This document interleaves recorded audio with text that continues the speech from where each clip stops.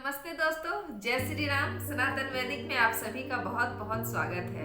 सकारात्मक कहानियों की सीरीज में मैं आज आप सभी के बीच एक बहुत ही प्रेरक कहानी लाई हूँ। दोस्तों, इस कहानी को पूरी अवश्य सुनिएगा ताकि इस कहानी को सुनकर आप सभी को भी अपने जीवन में कुछ प्रेरणा मिल सके।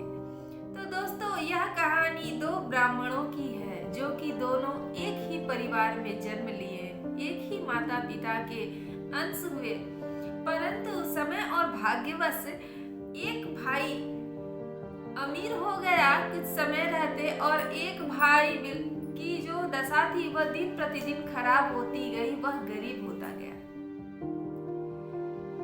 जो गरीब वाला जो ब्राह्मण था उसके घर में प्रतिदिन उसकी जो पत्नी थी वह कलह किया करती थी, क्योंकि वह अपने परिवार का जो मूलभूत आवश्यकता था उसे भी वह पूरा नहीं कर पा रहा था। ब्राह्मण अपने पत्नी की कलह से तंग आ चुका था कि यह रोज रोज मेरे घर में कलह होता है, मैं अपने परिवार की मूलभूत आवश्यकता को भी पूरी नहीं कर पाता हूँ, मैं क्या करूँ। तो वह ब्राह्मण के समझ में कुछ नहीं आ रहा था, अब उसके बर्दाश्त से बाहर हो चुकी थी यह कलह। तो ब्राह्मण ने सोचा कि मैं इस घर से बहुत दूर कहीं चला जाता हूँ। ऐसा सोचकर ब्राह्मण चल पड़ा और जंगल की ओर वह जाने लगा। वह जंगल की ओर यह सोचकर जा रहा था कि जीते जी तो मैं अपने परिवार के काम नहीं आ सका, परंतु मरते समय भी यदि मेरा शरीर किसी प्राणी के भूख को मिटा सके तो मुझे यह कार्य अवश्य करना चाहिए। मैं जंगल की ओर जाऊंगा तो कोई ना कोई जो मांसाहारी पशु है वह मुझे देखेगा और वह मेरा शिकार करके मुझे खा जाएगा। ऐसा करने से उस प्राणी का एक दिन का तो भूख कम से कम शांत होगा। ऐसा कहकर वह जो ब्राह्मण था वह जंगल की ओर अंदर जाने लगा। अभी वह जंगल के कुछ दूर ही गया था, तभी वह दूर से ही देखता है कि एक गुफा है और उस गुफा में दो हंस जो है उस गुफा की पहरेदारी कर रहे थे। उस गुफा के अंदर एक शेर सोया हुआ था जो कि बहुत ही भयानक शेर था। ब्राह्मण उस गुफा की तरफ बढ़ने लगा, तभी दोनों हंसों की नजर पड़ी उस विप्र देवता पर। तो दोनों हंस सोचने लगे कि आज माघ पूर्णिमा का दिन है, अगर आज के दिन शेर इसे खा जाता है तो हमें ब्रह्म हत्या का पाप लगेगा। तब उस दोनों हंसों ने विचार किया कि आज क्यों नहीं शेर से अच्छा काम करवाया जाए।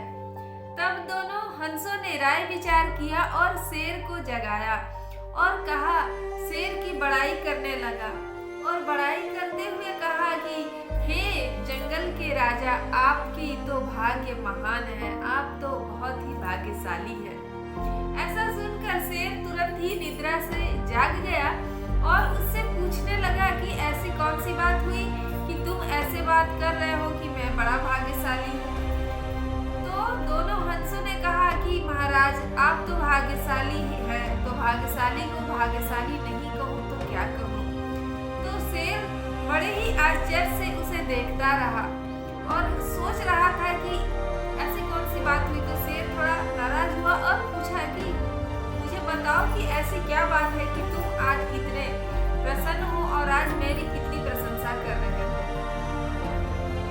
दोनों हंसों ने कहा कि महाराज, आपके तो भाग्य इतने अच्छे हैं कि आज माघ पूर्णिमा का दिन है और ऐसे शास्त्रों में वर्णन है कि माघ पूर्णिमा के दिन किसी विप्र को अपने शक्ति अनुसार यदि दान किया जाए तो इस जन्म के जो पाप है वह भी खत्म हो जाते हैं और जो भी अच्छे कर्म है, सत्कर्म है, उनका पुण्य जो है इस लोक में ही नहीं बल्कि स्वर्ग में भी प्राप्त होता है। शेर को उन हंसों की बात बहुत अच्छी लगी, परंतु शेर क्या करे, वह तो जानवर था।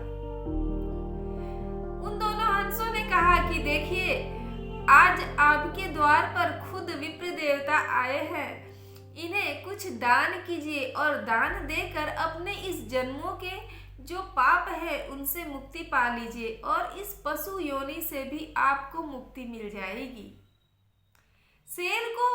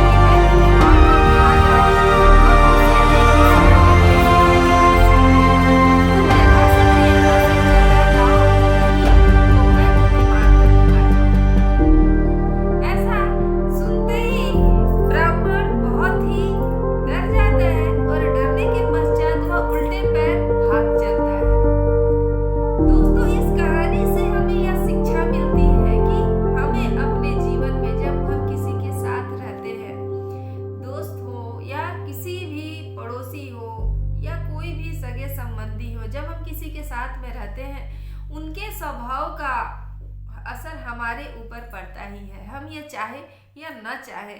यदि हम किसी साधु के साथ रहेंगे तो हमारा भी स्वभाव साधु वाला हो जाएगा, और हम यदि किसी चोर के साथ रहेंगे तो हमारा भी स्वभाव चोर वाला हो ही जाएगा, हम चाहे इससे जितना भी बचना चाहे।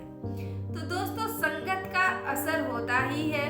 और वैसे भी पुरानी कहावत है कि संगत से गुण होत है, संगत से गुण जात, यानी संगत से अच्छे गुण आते हैं और संगत से गुण खराब भी हो जाते हैं।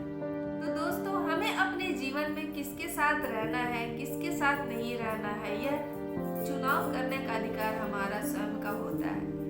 परंतु दोस्तों, किसी के साथ रहने से पहले, किसी के साथ समय बिताने से पहले यह अवश्य हमें विचार करना चाहिए कि यह व्यक्ति किस प्रकार का है, उसका स्वभाव किस प्रकार का है, क्योंकि हम एक या दो बार में ही हम उस व्यक्ति को जान पाते हैं कि वह किस प्रकार का स्वभाव वाला व्यक्ति है।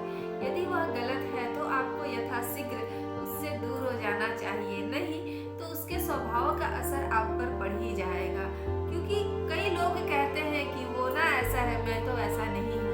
आप वैसे नहीं है, कोई भी खराब नहीं होता, परंतु ये सारी जो क्रियाएं होती है ये संगत के कारण ही होती है, इसे आप माने या ना माने।